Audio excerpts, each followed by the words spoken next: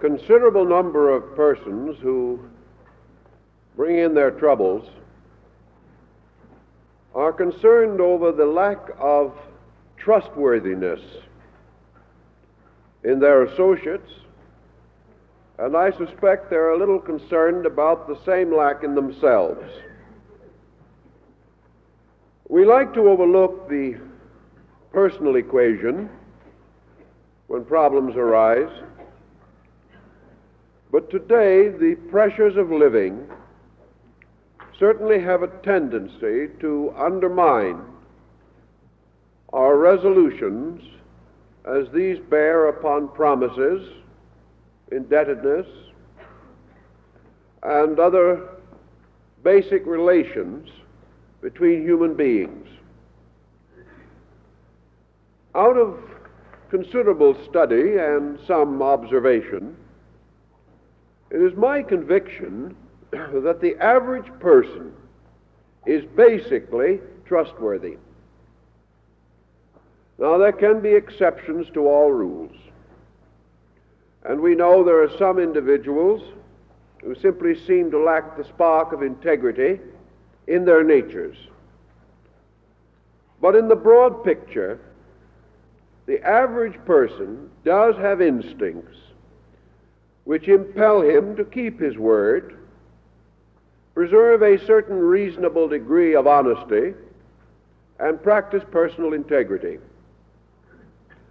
If this basic structure exists, why do we not see more of it in our daily associations with others? Between the individual's instinct, which in most cases is sound, and his conduct, which is in most cases eccentric, there is an interval.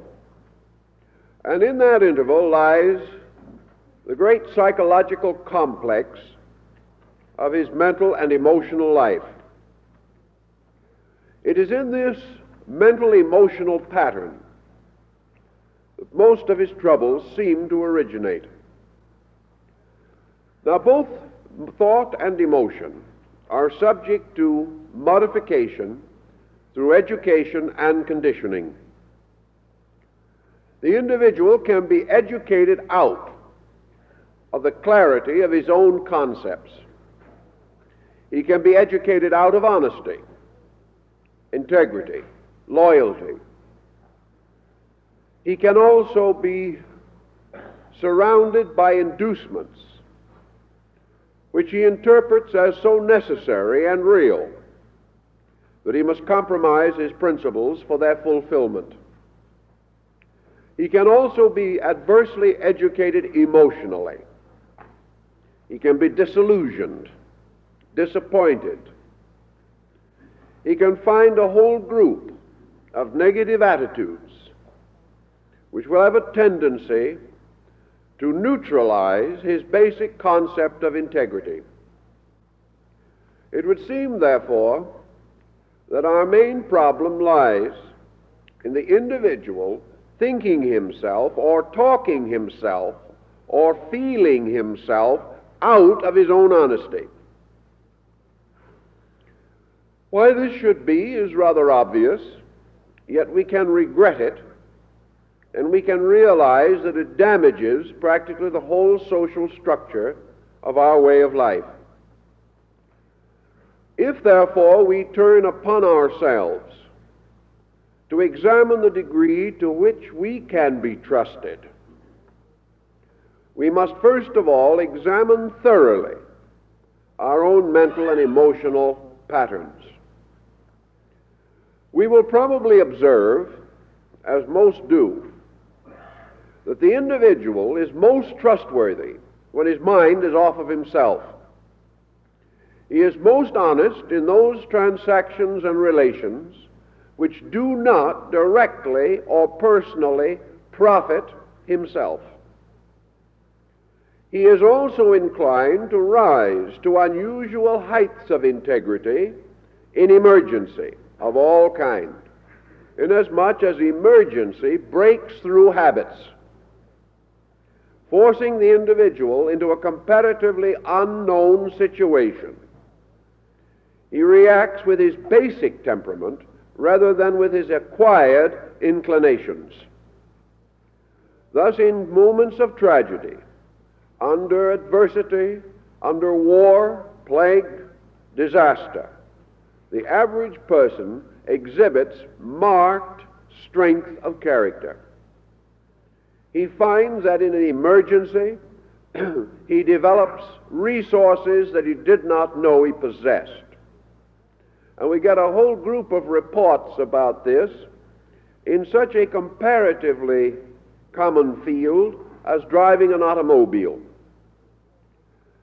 Nearly everyone has pointed out that in a ticklish or difficult situation, a kind of calmness has a tendency to appear. Time intervals disappear. And as one said not long ago, in almost every emergency of this kind, there is nearly always time to make an intelligent decision. Although it is a split second in human timing, the mind suddenly gains the dimension of being able to explore it and integrate it thoroughly in a fraction of a minute. This is because we suddenly direct our entire attention. We forget ourselves and we become identical with the emergency situation. Under these pressures, the average person will make a wise, thoughtful, careful, and even unselfish decision. There being this stratum of integrity at the root of things, we have a great deal to build upon if we want to find real answers to pressing problems. We therefore observe that our greater selfishness relates to our luxury thinking, that we are most dishonest mentally and emotionally about things of secondary importance. If, however, we permit this dishonesty to continue, it may create critical situations that are of primary importance. How far, then, should we say the individual can trust himself? He can trust himself about as far as his religion, his ethics, and his philosophy can direct him. We have to realize, furthermore, that his ethics, his religion, and his philosophy are essentially innate. We train them, we direct them. But the individual without certain values does not seek training or direction. If, therefore, he is making some effort to organize his life constructively, he is doing so primarily because of constructive instincts in his own nature. Perhaps these have been strengthened by mistakes, and he is attempting not to do again that which has previously caused trouble. But even this reflection arises in his own nature. If, therefore, we can allow the values in ourselves to have a chance, they will usually guide us more or less intelligently. Our forefathers, of a more simple religious mind, in most of their great emergencies, resorted to prayer. They sought to calm the troubled surface of their thinking and their emotions. They sought what they considered divine guidance.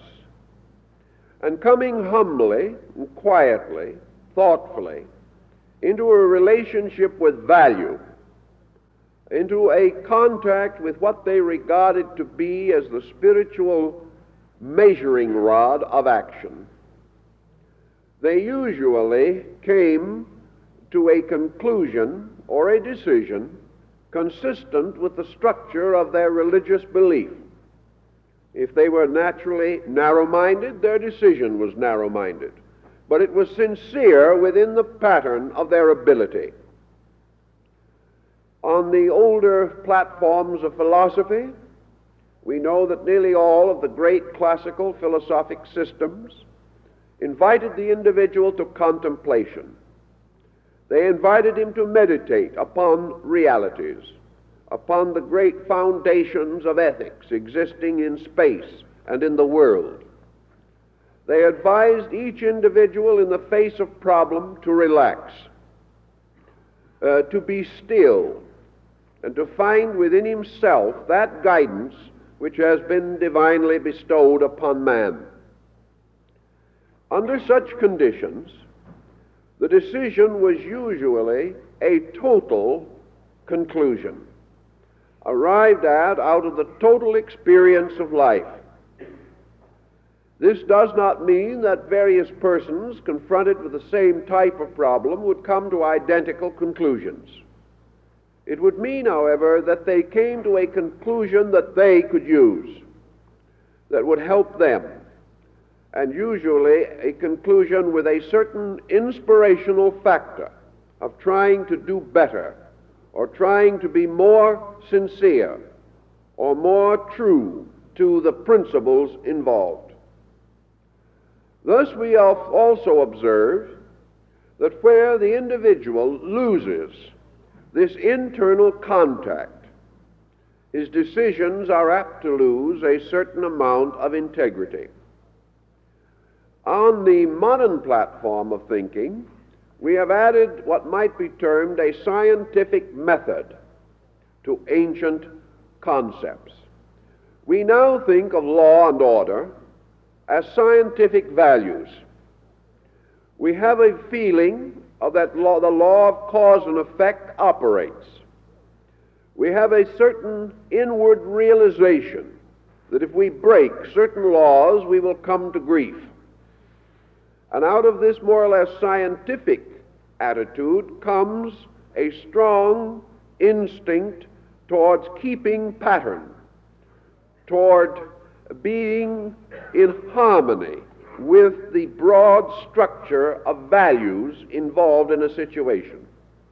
We may no longer rationalize or philosophize or theologize, but we still have what we call common sense, and science is nothing more or less than organized common sense. Thus, with the modern man, his values are based upon utilities more than in older times. But utility sounds the same general note. It is another name for almost the same level of action that we once regarded as theological or philosophical. Utility tells us today, for example, that we must work together, that a certain measure of cooperation is necessary to survival. The ancient theologians might have said that this was the brotherhood of man.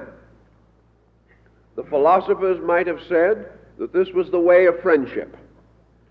The modern industrialist, economist, may say this is just plain good sense.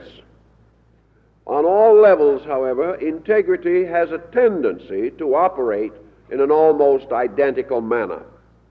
It seldom, if ever, varies from its basic formulas, and these formulas become our strength in an emergency. Many persons today have lost the strength of membership or dependency upon some strong policy-forming group, attitude, concept, or conviction. They no longer derive their ethics from patterns. This, in a way, places additional responsibility upon the individual. It forces him to make decisions for himself which were once common decisions. It also reveals to him a society of persons making diverse decisions, therefore not offering him an immediate pattern to follow. He therefore discovers that it is perfectly possible for him to act in a number of ways, and at the same time not too seriously affect his social relationships. Older man could not do this. In his community there was only one way of action. and he either conformed or he was gradually ostracized. He was forced to turn away from everything that was familiar to him unless he kept the pattern of the way of life into which he was born or with which he had thrown his lot in community existence. These values not any longer protecting us, man has a considerable need for internal reflection. Yet today, perhaps more than at any other time in recent history, man is not a contemplative being. He does not have the security of a powerful internal life. Now, we might deny this. We might say that many persons have a powerful internal life. My experience with those cases is that too many of them have a powerful mental emotional life, but are unable to penetrate it to any core of solid value underneath.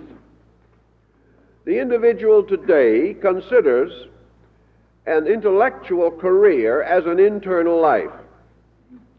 He feels that if he is busy thinking, he is living strongly in himself.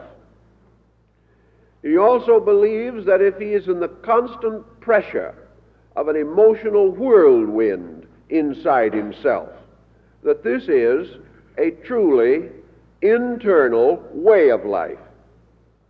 So he takes into himself all kinds of negative and confused ideas. He becomes more and more a victim of them. They exercise increasing pressure upon his conduct, and it is this pressure coming from inside that he mistakes for solid integrity. He believes because it flows out from somewhere within him that it must be from the fountains of his own spiritual life. In most cases, this is not true. He is not moving from value, he is moving from prejudice, concept, and opinion. These he has accepted. They have become factors, but they do not represent his own real nature having an opportunity to express itself.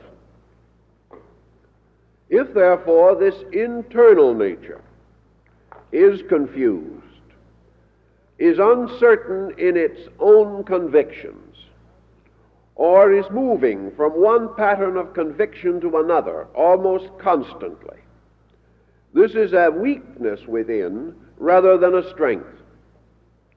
The degree to which a concept is broken up, becoming a number of divergent policies, to that degree the strength of action is reduced. It therefore would appear that the individual, in order to know how far he can trust himself, must begin to ask a few simple and natural questions of himself. He is the only one who can answer these questions with certainty. Those around him can tell him the degree to which he is able to transform his own convictions into conduct. They know, perhaps better than he does, whether his life is well integrated, whether he is a practical person, and whether he is a trustworthy person. However, he himself can examine the probabilities of these values being present in a mature way by looking into his own reactions, his own instinctive reflexes upon problems. The classical philosophies took the attitude that the individual does not become honest. There is no way in which you can take a dishonest person and force honesty upon him. This is behind our entire concept of penal correction. We put persons into prison. We keep them there for 10 years for bank robbery. The day after they are released, they rob another bank. The only thing that has happened is that through long and careful meditation, they have learned to do a better job of it. They enter prison as amateurs and leave as professionals. And society is faced with this dilemma. We cannot make a person honest.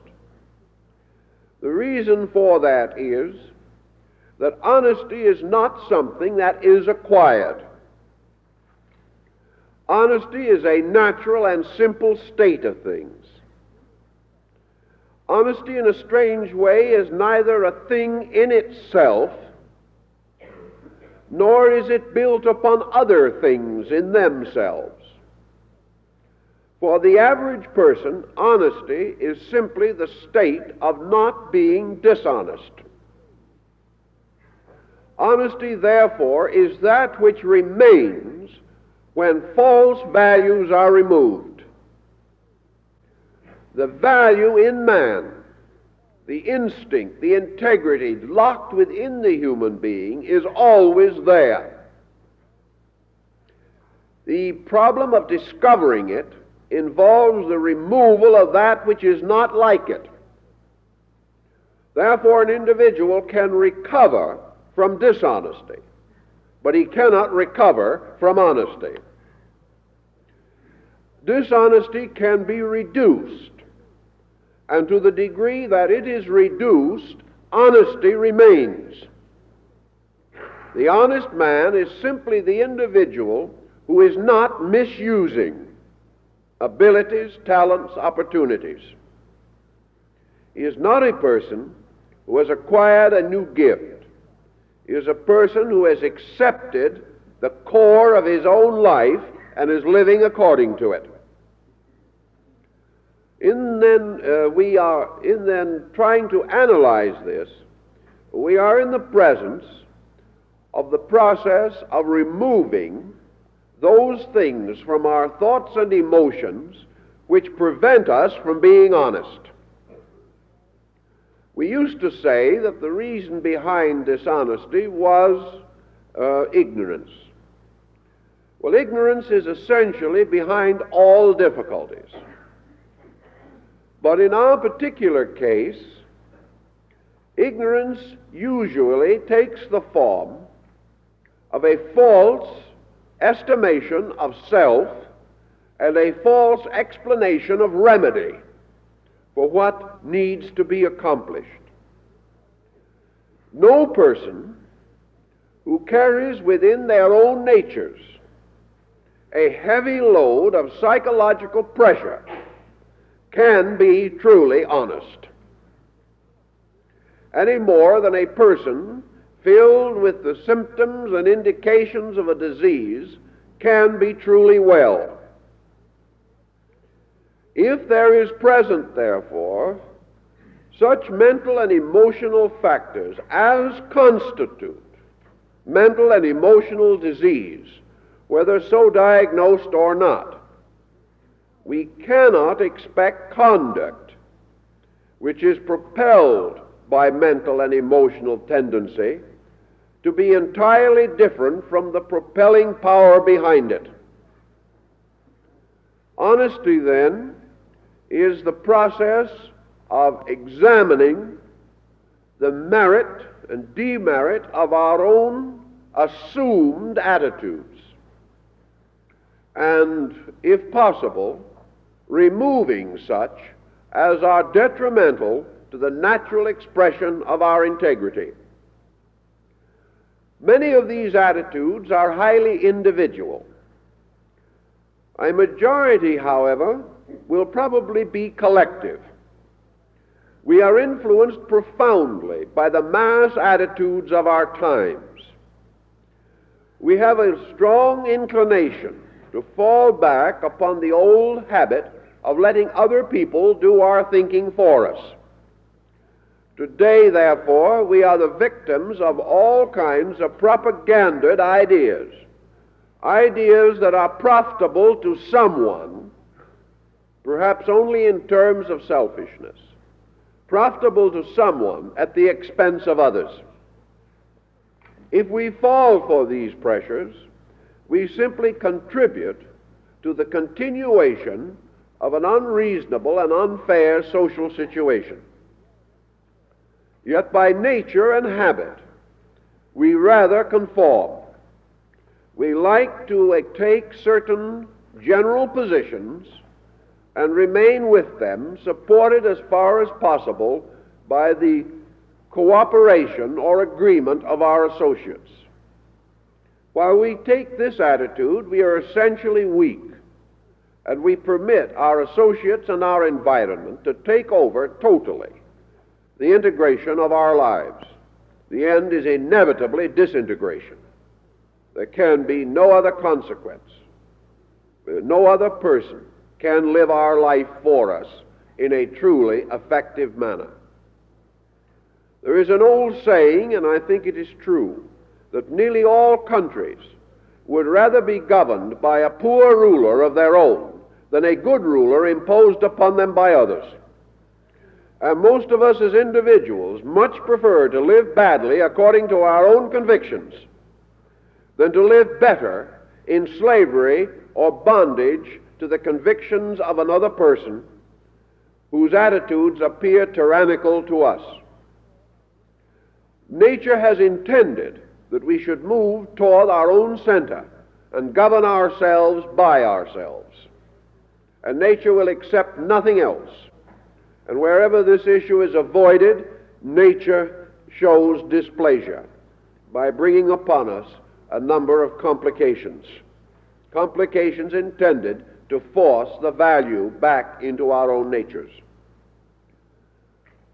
In all these situations, we must therefore ask ourselves frankly, what is the internal pattern by which we operate?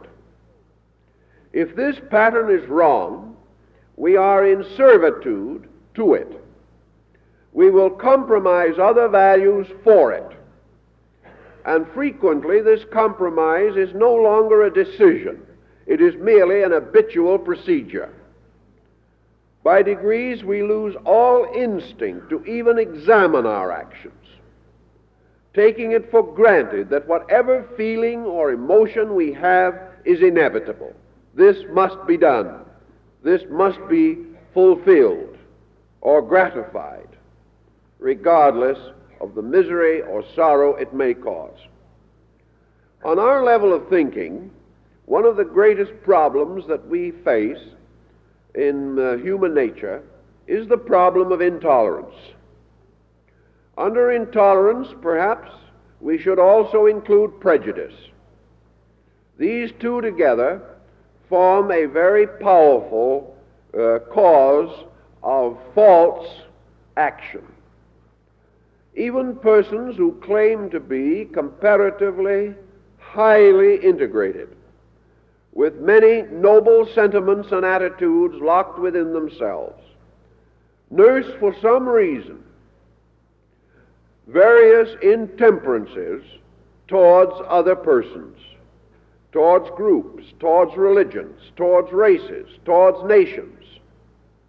And these deep-set emotional, mental habits take over our relationships and give us what we all definitely desire, and that is an excuse for being less than ourselves, an excuse to escape from labor, an excuse to avoid or evade responsibility, and perhaps an excuse for not growing big enough to see through the problem. Wherever weakness comes in, we use it as an excuse mechanism. When someone points out one of our faults, for example, we will turn around in all probability and point out a bigger one in them. Having therefore achieved what we would regard as a signal victory, we settle down to continue the complacent maintenance of our own delinquency. We have completely overlooked the fact that the other person's fault is essentially his business. Our fault is our business. If his fault is such that it annoys us, disquiets us, we have a right to withdraw from association with that person, or else to ignore, so far as possible, that phase of his nature which is unpleasant. But we can never retire from our own fault. We can never ignore it. We are burdened with it to the end of time. This is one of the reasons why nearly all religious communities have come to grief. Every so often, groups of persons, disappointed, disillusioned, heartbroken over the delinquencies of mankind, decide to retire from the common relationships of others and create some kind of a Shangri-La of their own. They go off somewhere and start a community. But unfortunately, each one of these persons takes to that community his own nature. And his own nature has always been the greatest cause of his difficulty.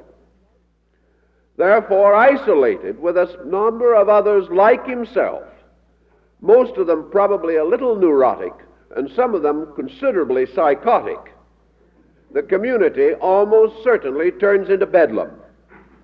And in a short time, every sin of society reappears in the community in its most unfortunate form, a sin that is sanctified by theology, a sin that has been made sacred because the entire program was carried on a high idealistic level.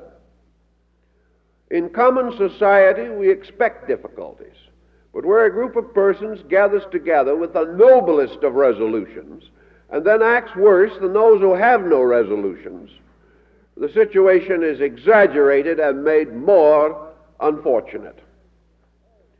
In this way, we must face always that we cannot escape the pattern of personality which is controlling us. Our friends may excuse it. Our associates may ignore it. A number of persons may be fond of us in spite of these things, but still they are constantly working against us. They are mental and emotional termites, undermining our integrity and constitution continuously.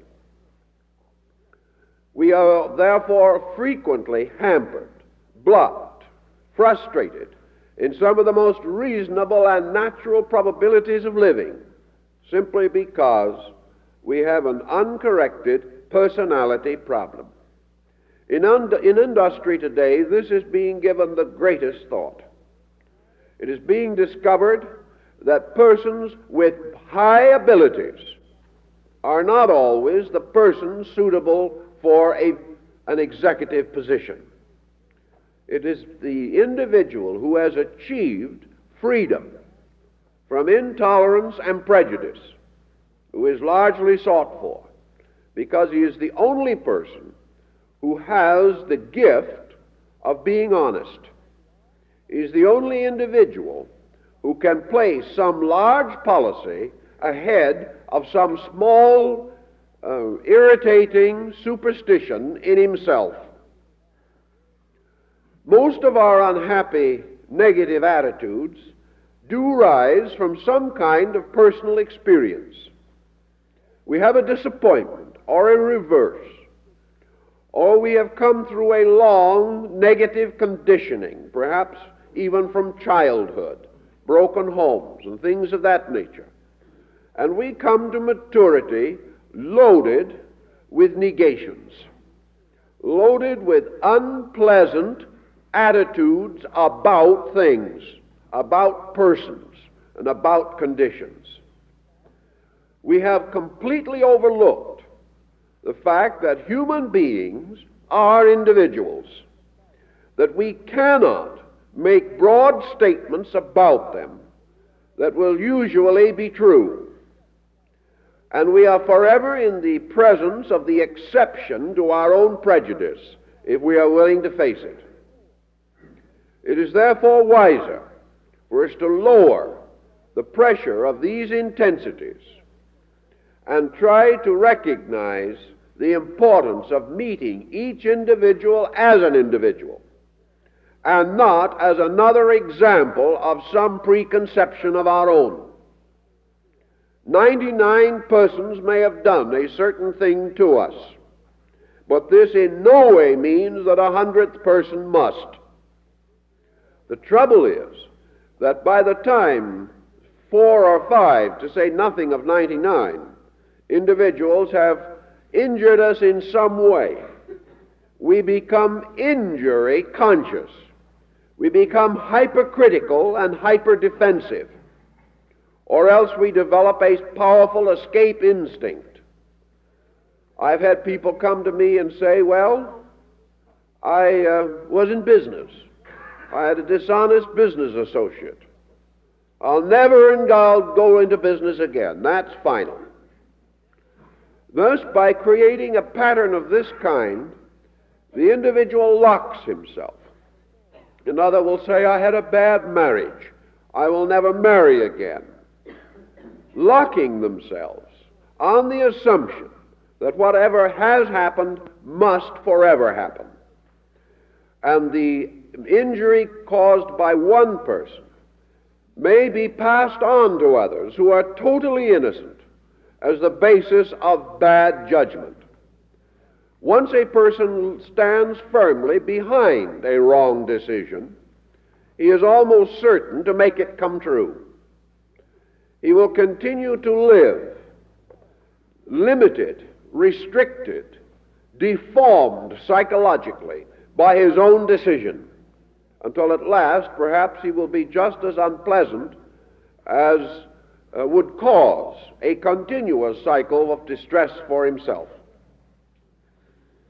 It is then almost necessary for each person who is a little tired and a little weary with worldliness and the problems that he must face to begin to find out whether these problems are real or whether they are merely the result of the way in which he faces everything. If he has a tendency to make a problem out of everything, he will have nothing but problem. If, however, he has a tendency not to make problem out of everything, problem will disappear very largely from his life. These experiments have been made. They have been proved true. And it has been shown that a major change in the individual's basic value will change the entire pattern of his life. The only way he can make this change, however, is to release something wrong. The problem of doing right is something that is very difficult for us, because frankly we do not know what right is. It is easy enough for everyone to tell us, but when they all get through, we know no more than we did before. An individual will say to himself, what is the right thing to do in this situation? He will look around and collapse in confusion. He does not have the discrimination. He does not have the technical knowledge. He does not have the spiritual insight to know with certainty what is right.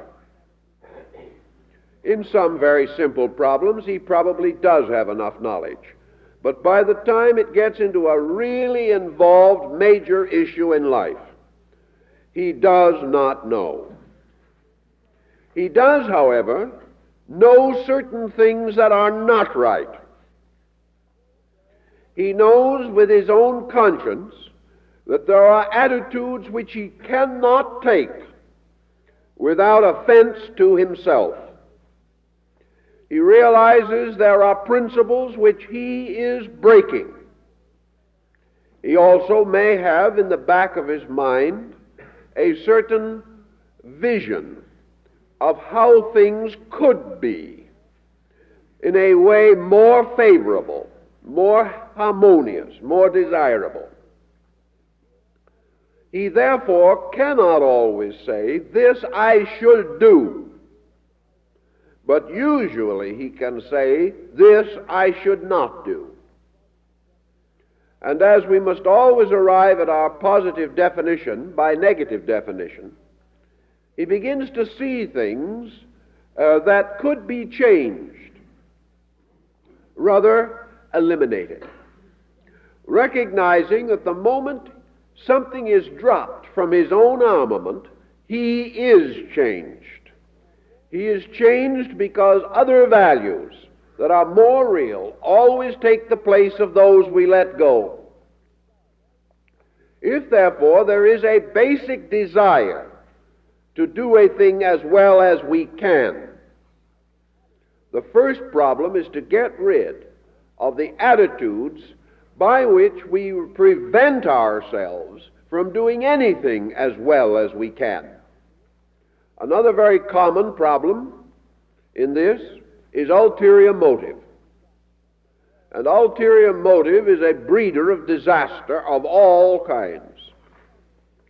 The individual who is seeking constantly to find a way along a policy of self-profit, self-satisfaction, or self-aggrandizement will always be in trouble.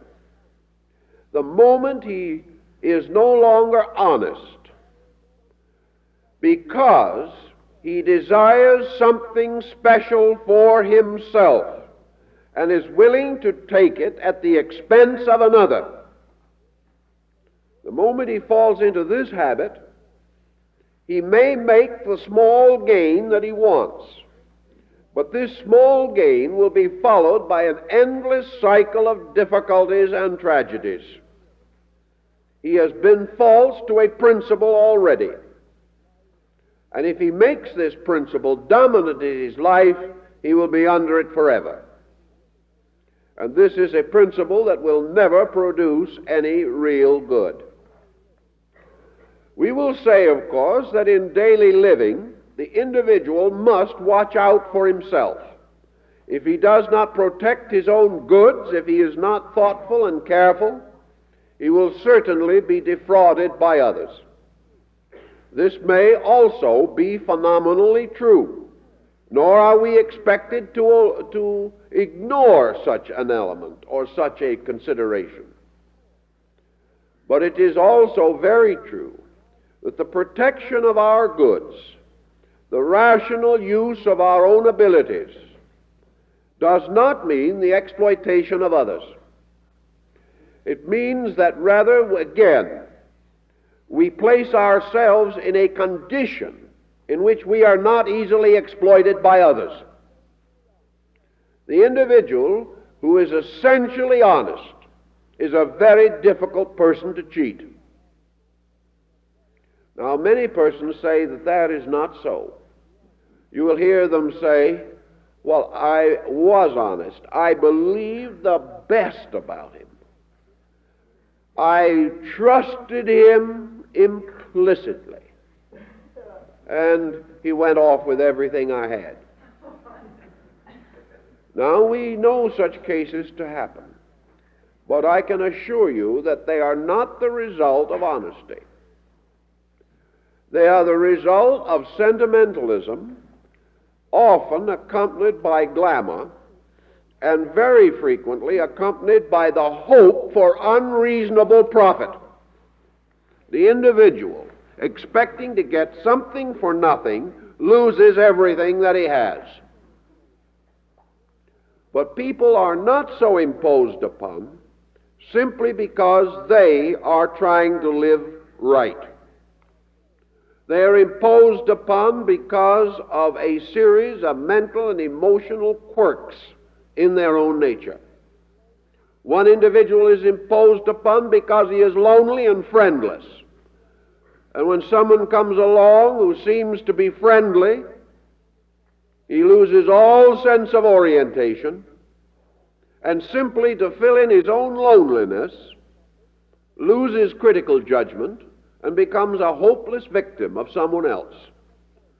Another person, desperately desirous of advancement, will cultivate someone whom he believes can be profitable to him. In a little while, it's the other person that makes the profit. Then everyone is heartbroken. But behind all of these various impositions, these so-called injustices, there is nearly always a strong core of selfishness in the person that gets hurt. And while he will then go and nurse his hurts, claim himself to be as innocent as a newborn babe, and proceed to shift all the responsibility onto others, the fact is that in most instances he was totally to blame himself.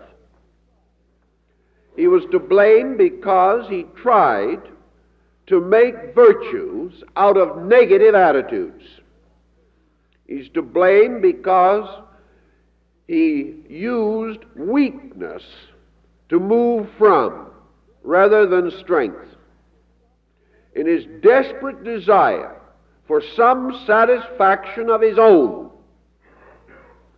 he permitted himself to be led astray or to affirm and believe things which could not be true, never were true, and never will be true. But when we want them to be true badly enough, they can appear to be true.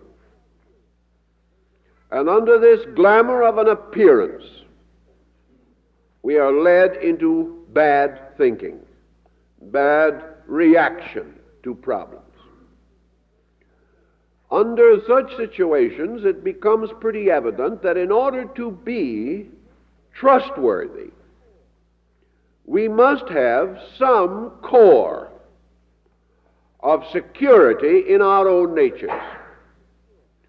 The person who is internally secure does not need to compromise in order to attain security. Therefore, dishonesty is always related to insecurity. And dishonesty is not always the individual going out and stealing something. Dishonesty is the procedure of placing ourselves in such a situation that we invite other persons to exploit us, that we invite a situation that is not good, if such an invitation will ultimately be accepted. If we have a core of value, and this core of value enables us to adjust to the ordinary problems of living with reasonable efficiency, we are very likely to be trustworthy in our relations with ourselves and other people. If, however, we are weak to a point of desperation in the way that we must turn to something, whether it is right or wrong, we must do something, whether it is good or bad, such emergencies nearly always destroy our basic trustworthiness. We gradually develop a pattern of compromise, and the moment compromise takes over, basic value vanishes. Thus, in looking into our own natures, we have to analyze the situation. Many years ago, the man I followed as a minister in the Church of the People here in Los Angeles, Dr. Reynold E. Blight, said one morning, one of his talks, how much is a man worth after he has lost everything he has? This is a very important problem. The individual who is worth less is worthless. He will be worth exactly what he had prior to the gain or loss of any external thing. And trustworthiness is based upon the deeper part of us that is not affected by gain or loss. If loss unseats us, then we are the victim of the psychology of loss throughout life. If gain causes us to compromise principles, we will then be on the pedestal of compromise forever. And both of these attitudes are destructive to integrity and honesty. The individual, therefore, who has resources inside of his own nature which will permit him to endure a hardship rather than compromise a principle, this person is trustworthy. The individual who says within himself, everything in this world I see I would like, but I only expect what I earn, that individual will probably be trustworthy. The individual who will go promiscuously into debt for himself is not trustworthy. Not only is he not trustworthy as a bank risk, he is not trustworthy as a person because he lacks self-control. The individual who caters continuously and forever in the hope of some advantage is not trustworthy because he will always compromise for advantage. An individual whose ambitions are so strong that he will sacrifice to his ambitions the better part of his own character, whose ambitions will prevent him from maturing as a person, whose ambitions will permit him to neglect his family for the sake of his career. That individual is not trustworthy, even in his career. Yes, he may go quite a ways, but when the firm turns to him in an emergency, they find he's dropped dead of a heart attack. He is not an integrated person.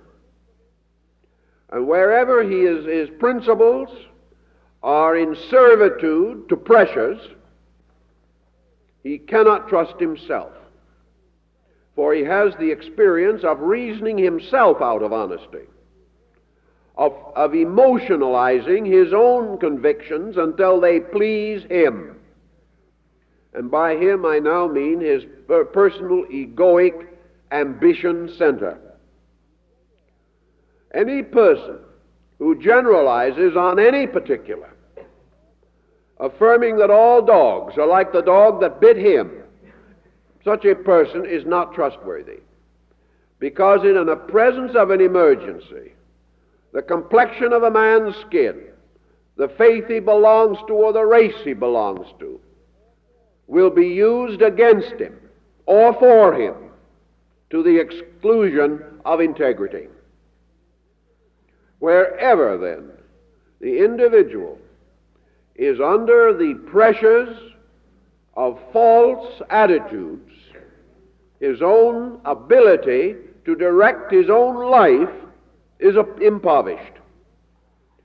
And while this continues, he cannot trust himself. Now, there are many ways in which this situation can be improved. Seldom, however, by a head-on attack. We cannot sit down and by a powerful volition of the will overcome the habit mechanisms of a lifetime. If we do, we're apt to put such a strain upon our nervous systems that we will collapse from some other cause.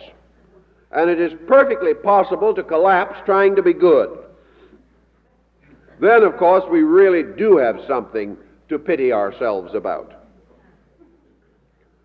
The only basic answer is more or less to forget ourselves and to build values, probably through attained contact, through study, through thought, through a reflective way of life, and through the practical process of creating securities in our own immediate environment, adding in any way that we can to the security of our health, of our basic emotional poise, adding to the security of our home, building our friendships more deeply and securely, gaining the natural respect and admiration of persons whose attitudes we consider valuable or important to us.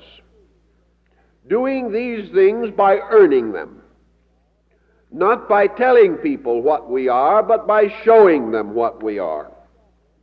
And when the exhibition is proper, the recognition will generally follow. But we have to begin to get rid of the weaknesses by means of which our own judgment is constantly impaired. Let us remember one thing always, that our judgment, our thought, and our emotion on any subject is always from the total availability. As long as there is one weakness in our basic integrity in relationship to living and thinking, there will be fault in any judgment that we make. A person with no self-control, little if any integration, and no security cannot come up with a miraculously infallible solution to problems. The solution depends upon the solving power of our own total nature. And while we are neglecting some major part of ourselves, the value of this part in our decision is not available to us. Therefore, we say that truth is an extremely difficult thing to find, and that the absolute solution to problem is beyond us. But a relative solution means that we find an answer suitable to our immediate need and suitable to our immediate characters, and that this solution in turn opens the way to further thoughtfulness, leading ultimately to better solution. We grow step by step from inaccuracy toward accuracy of attitude. Now, when we begin to contemplate the relation of this to other people, we are in the same position. We are other people. The persons we know, the associates we have, the strangers we may meet, are persons like ourselves, with also their loads of insecurities and their terrible entanglements in secondary intellectual emotional processes. The individual that we meet is not a great, big, strong, well-organized person who is primarily determined to be dishonest. It is true that he may be a schemer. It is true that he may have ulterior motives of 1,000 varieties. But this is not because he is a bad person looking for a victim, any more than we are bad persons looking for victims. He is an unadjusted, insecure person, likewise in bondage to his own instincts, appetites, desires, and ambitions. He may have a somewhat more exaggerated case of it than we have. Perhaps only we think so. And to other people, our case is just as bad as other people's appear to us. In any event, however, nature has produced very few actually bad persons. Nature produces a great many frightened people. It produces a vast number of insecure people. It also produces a number of very lonely, helpless people. The world is full of individuals whose temperaments and dispositions have set them in patterns that are uncomfortable and unsatisfactory. And just as an individual sitting down in a chair, discovering that he is sitting on a pin, is most likely to move abruptly, so the individual whose life is itself uncomfortable is constantly seeking to escape from it, seeking frequently with irritation and with negative dislikes to find some explanation for his own trouble. The majority of persons that we will meet, allowing that we do not have to have contact with a few habitual criminals or habitual delinquents. The persons we will normally meet are not bad people, they are uncomfortable people. And today, the average person, when he is uncomfortable, can only think of one thing: be unpleasant. It never occurs to him that there is no real need for him to transform his internal negative pressure into an external situation that will make it worse. But all of us do the same thing. When we're a little uncomfortable, we're angry. When we're a little tired, we're fussy. When we don't feel good, we're irritable. And when anyone says anything to us, we snap back at them as quickly as we can. Well, if you felt the way I did, you'd do the same thing. Yet this is not true. There are many persons who feel much worse than we feel, whom we envy because they seem to be so happy. It's a different attitude, a different approach to life. But this problem of immediately transforming internal irritation into unpleasantness happens to us. But we understand ourselves so well that we know why it happened, and we're full of excuses. But when another person does the same thing, we do not understand them so well. Consequently, they are just plain unpleasant. I've seen this happen in the course of an evening with a dozen persons in one room, gathering together socially, each individual condemning others in that group and away from it for precisely the things he was doing at the very moment himself. But he knows why he does it. He had a bad day at the office. Everything went wrong. The federal income tax people moved in. Everything caused a bad day. And this person took it out by simply being unpleasant. And the only way he could think of relaxing from this unpleasantness was to have a great big strong drink. Let down. Get himself off his mind. So he did it. A few moments later, he was well off of his own mind. And by the way, on everybody else's hands. So this is the way in which these things happen. And it's quite natural for us to feel that these persons are not just the folks we like. But on the same occasion, we are doing it likewise. Always able to explain ourselves, always hesitant to suspect anyone else of good.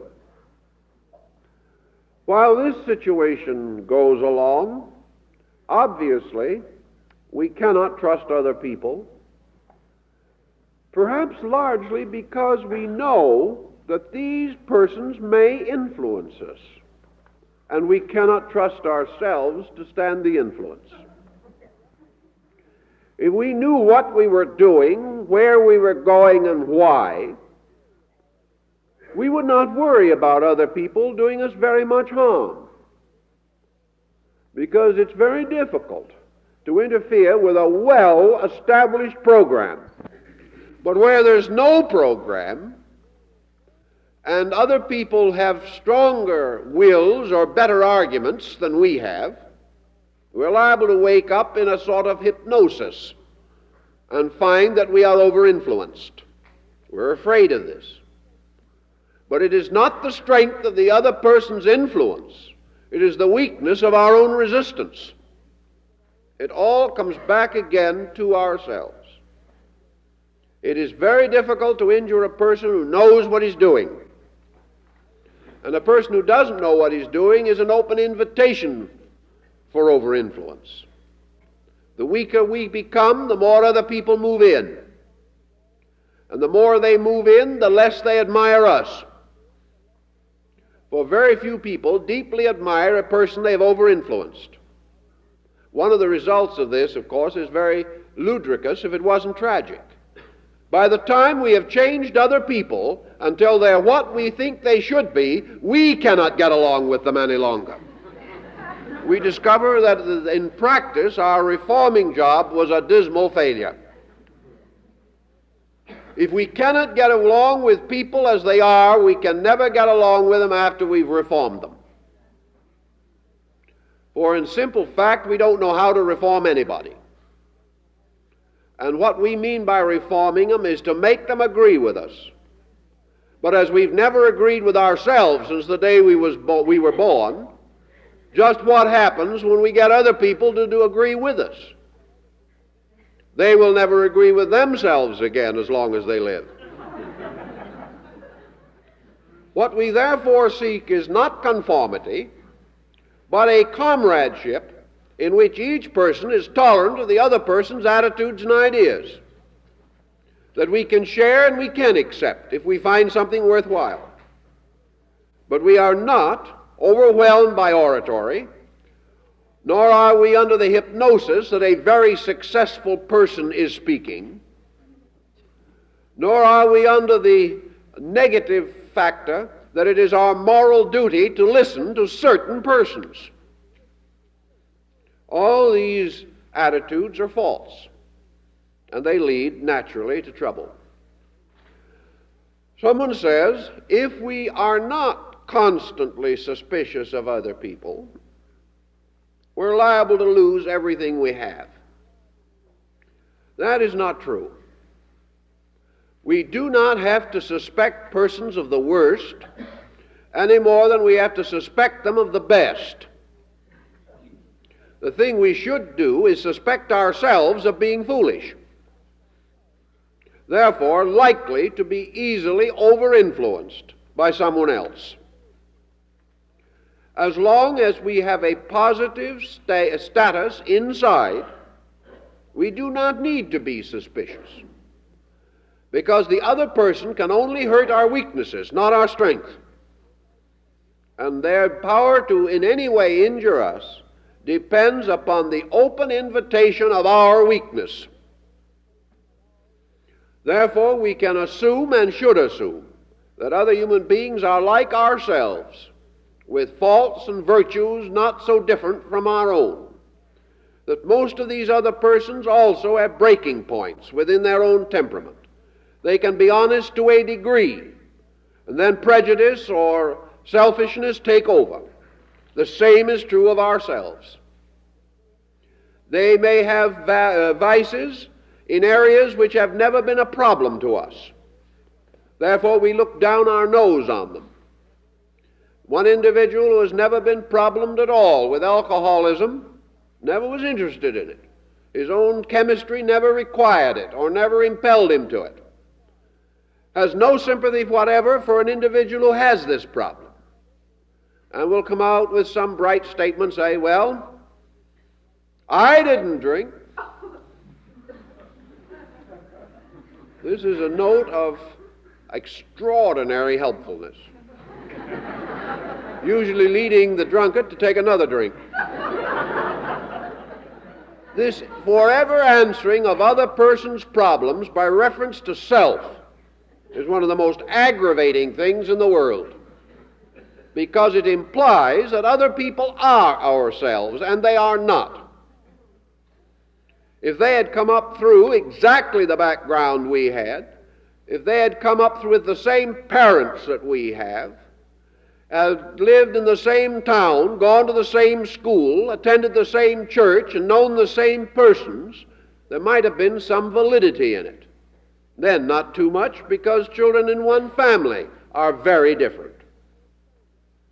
But to simply condemn a person because he has weaknesses that we do not should give us a cause for pause, because the chances are 1,000,000 to 1 that we also have weaknesses which he does not have. We may not have the same ones, but we have some of them, or we wouldn't be here. And the individuals who are usually most critical are the ones in the most trouble. And their very criticism is itself a weakness, which can often be more dangerous than some of the prescribed delinquencies that we have learned to recognize. Criticism is a terrible weakness. It is a weakness that will ultimately take the beauty out of everything and probably end in a cynicism which will also take God out of the universe. Criticism is not a help. So when someone comes to us and we begin to look them over, we begin to feel that we want to trust them, but we do not know whether we should trust them or not, let's see what makes people trust people. One individual who had bought a large amount of non-existing uranium stock not long ago trusted the person who brought it because that person was such an understanding soul. Obviously a person of the greatest integrity. Why? It would seem to me rather strange that an individual could discover these things in 2 or 3 brief interviews while the other person was talking mostly about making a sale. So I said, how did you know this person was a highly evolved individual with great understanding? And the friend finally, with a sort of a apologetic look, because they realized just exactly what had happened, said, well, of course, we thought they were that way. Why? Because they immediately recognized us as superior persons. In other words, an individual with a frustrated ambition to be admired was recognized as admirable by somebody who wanted to sell him something. And because of flattery, this person was talked out of the larger part of their worldly goods. It was not the shrewdness or the tremendous ability of the salesman. It was that he said exactly what the person wanted to hear, and that is that this person himself was a simply wonderful individual. So the check was made out immediately.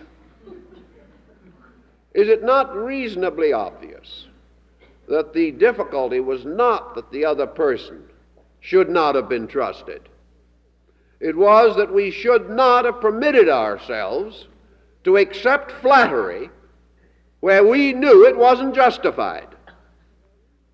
And having swallowed the flattery, which became a kind of anesthesia, we were easily separated from anything else. So the real problem, again, was our own weakness. Another individual was toadied to and catered to for years by someone who simply wanted what he had. He knew it, but he loved it. And this condition went on until finally, as might be expected, it broke out into a very serious misunderstanding, because the one that had done the toading finally got fed up, and the whole thing fell to pieces.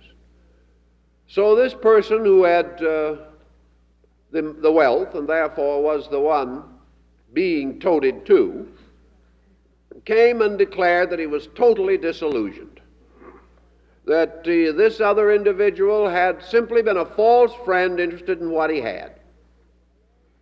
So I said to the man, didn't you know this? Don't you know that an individual who has very little of this worldly goods and hangs around you forever with no inclination to work and doing everything you want them to do, that this person is out after something?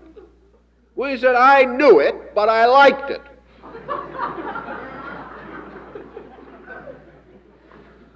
Who's to blame? Is it the other person? Or is it the fact that this wealthy man kept holding out inducements, most of which were never fulfilled, holding on to this individual, simply because he liked to be waited on by somebody, and by his natural temperament he couldn't earn a real friend? Was it the fault of the other person? Or was it a very strong case where we created such an opportunity mechanism in ourselves that it would take a very strong person to disregard it? or ignore it. Instead of being critical of people around us, it is far better to take our own position strongly on some principle and some pattern. It may mean that we will lose from our circle of associates persons without principle, but they're the ones we'll have trouble with. We will, however, gradually draw to us people who do not need something because they have principles of their own. One of our difficulties, of course, is that one of our weaknesses takes the form of our desperate desire to be needed. And under all these desperate moods, we get into the same trouble. There is no reason why we should have a desperate desire to be needed, because we are needed. But most of the persons who have the desire will not go out and do necessary things that immediately require doing. They want to move this need onto a psychological level and have it cuddled by someone. We are all necessary. Therefore, there is no need to compromise integrity in order to try to ingratiate ourselves into some kind of a situation. There is work for everyone of some kind, and even if it may not be economically productive, it may at the same time be tremendously valuable in terms of the building of character and the satisfaction of our own internal living. And without this satisfaction, even our economic status is uncertain. Do not then be critical. Do not keep measuring and weighing to find out whether another person is honest. Rather, try to decide in your own nature how honest you are. Look back over your life and examine your troubles and see how many of them rose from great strength of character. You'll find very few. You will find that most of them rose either from weakness or stubbornness, that situations were not reasonably and fairly handled. On the basis of this, face the new situations that arise. Recognize simply and straightly that it is not necessary for you to constantly lie awake at night trying to figure out who's honest and who isn't. It can well be that you may move in a group of persons of very moderate integrity, but that does not mean that it rubs off. That does not mean that it can touch you unless you compromise yourself first.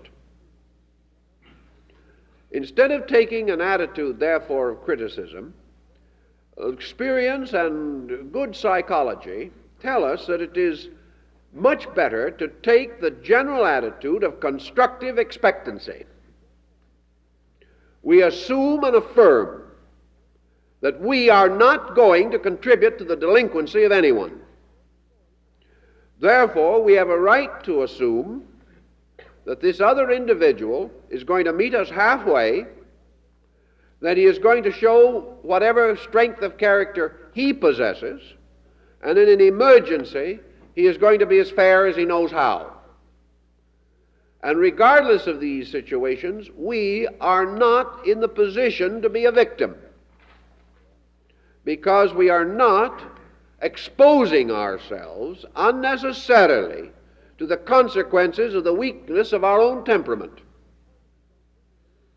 Under such a more positive relationship, we can sometimes contribute considerably to the integration of other people, in the sense that we do not play on their weakness. We do not form a new pattern of escape for them. We place them upon a level of honor in which we call upon them to keep principles firmly and correctly. And you'd be surprised how many persons will react under that, especially now, as very few expect to be met with strength. Very few expect to be placed on honor. And if they are, and they finally realize the person who puts them there means it and is himself honorable, one of two things must happen. They will either go along finding a new sense of security in life, for sometimes it is security to discover that some other person is straight. It is sometimes the most inspiring and hopeful experience we can have. And if the person is of the wrong temperament and is simply not interested and not able to make this adjustment, he will drift away into other associations without leaving a great tragedy anywhere, as long as we have been fair. But if we give too much of ourselves to unknown factors, if we expect too much of other people, we are in trouble. One of the most difficult persons to live with in the world is a perfectionist. Now, a perfectionist is sometimes a delightful, abstract person. There's nothing that is more, perhaps, stimulating than the desire to do things perfectly. But the probabilities of attainment are so slight that there has to be also a marked amount of patience and an ability to recognize limitation. If this is totally absent, and the individual is simply a perfectionist, the only answer for him is to turn and consider himself and start to work there.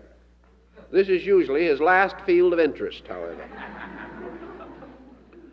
When we demand more of others than we can offer in ourselves, we are also in trouble. And remember this, that everyone has more or less of something, including ourselves. And if we build our demand for more upon the strength of our own particular integration, with no consideration for the fact that the other person's integration may be in another field or in another facet of his nature, we are certain to be in trouble. The only way that we can really demand more of anyone successfully is to find out what he has and ask for more. We have a right to hope that whatever values he has, he will wish to advance. But if his values are different from ours, we will not get far by demanding of him more of a quality which he does not possess adequately. Therefore, we cannot take the attitude that we are students on a certain level of integration and demand that the other person study the same things on the same level of integration. That may not be where the other person's values lie. Something that is simple for us may be impossible for him, but something that is impossible to us is also possible to him. To compare, therefore, and demand that other persons have the same attitudes, the same values, the same degree of development, and the same conclusions on things, is to turn into a tyrant, forcing a situation that can only lead to further trouble. And a great deal of dishonesty is a form of rebellion. Children who are forbidden to acknowledge their faults with reasonable reprimands, or who are unfairly scolded, become secretive. And the individual who finds that he cannot be himself with those around him is already being indoctrinated in dishonesty. If people will not appreciate him in anything because he is different from them, we have lost everything. And to demand that other persons be like ourselves is one of the most selfish, miserable demands that there is. What we have a right to demand of every other person is that he be true to himself. And if he does this, he will not be likely to injure us or anyone else. But if we are too selfish to permit this, we are to blame. We are to blame whenever we are imposed upon or exploited because of our ignorance. If we buy something we don't understand, if we are cheated, it is almost certain that it is because our own knowledge was inadequate, that we were over-influenced by our emotions, that we were under glamour or something we shouldn't be under, and end up under something we should not be under also. That's debt. We have been talked into something. We have no right to be talked into anything. All decisions should be made thoughtfully and according to wisdom as far as it is given us to be wise. And if we do not know and are willing honestly to admit that we do not know, there is usually some way in which we can get the proper information, usually from a disinterested party. All these things cause us to gradually feel the world is moving in on us and trying to hurt us and trying to make life miserable for us and trying to exploit us. To a measure, we are under tremendous pressure today. But in many, many ways, we could lift a great part of this pressure by not permitting it to move into our personal living and undermine our already insecure footings. And the answer, of course, is the building of securities by facing facts. It's hard, very difficult, to disillusion or disappoint or betray a person who has basic common sense. There has to be some glamour, some illusion, some delusion in order for us to be victims. And it is up to us to see that these glamours and delusions do not exist. But we do not cure them by becoming disillusioned. We cure them by becoming factual, not in a cold or miserable manner, because the facts are not cold and miserable. The facts are that we are a planet of insecure people struggling together, trying to survive, and in each in his own way trying to live well. And if we get together on the thing, we do not contribute to other people's troubles, and because of our integration, they cannot disrupt what security we already possess. We can generally get along, and we can be good friends, and we can have good family relations, and we have good business relations. Because a family relation should not be a battlefield for dominance. It should be distinctly and definitely what it is intended to be, and that is a friendliness of persons working together from common admiration and regard. The moment ulterior motives come in, all these regards evaporate. And they evaporate because of selfishness, because of egoism, because of various weaknesses and pressures and desperations. The answer lies in the relaxing away from these things toward natural security which we possess. To go back to the original thought, if we can get rid of false attitudes, we will find that every one we get rid of takes away attention. And when finally we've gotten rid of a fair number of tensions, our own basic value begins to come through. And out of this basic value, free from false pressures, the individual can make reasonably good decisions and take a reasonable part in society, be trustworthy, and can trust. If he gets to this degree, he has made a major progress in his own life. He is also finding a new faith. He is finding new values and new integrities. And he discovers that he's a finer person than he has ever known, because between himself and his own fineness has been this ghostly structure of his imagination and conceits. When he pierces this and finds himself, he will find that he is a trustworthy person.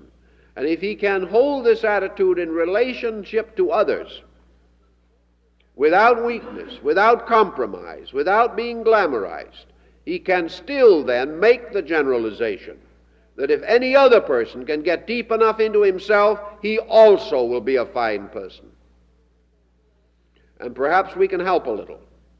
Not by catering to his weakness, perhaps for a little profit of our own, but simply, quietly calling upon strength and exhibiting our own determination to live according to it.